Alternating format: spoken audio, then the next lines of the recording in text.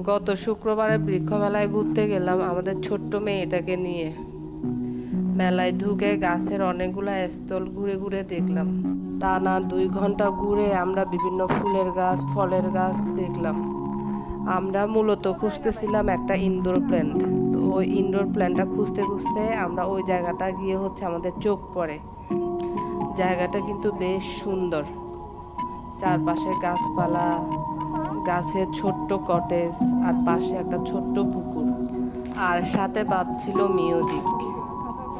আমার মেয়ে তো অনেক খুশি, সে পুরো জায়গাটা ঘুরে ঘুরে দেখতেছে। অনেকদিন পর প্রকৃতির কাছাকাছি এসে অনেক শান্তি লাগছিল, তাই চিন্তা করলাম আপনাদের সাথে এই ভিডিওটা শেয়ার করি। আপনারাও চাইলে আপনার পরিবারকে নিয়ে ঘুরে আসতে পারেন।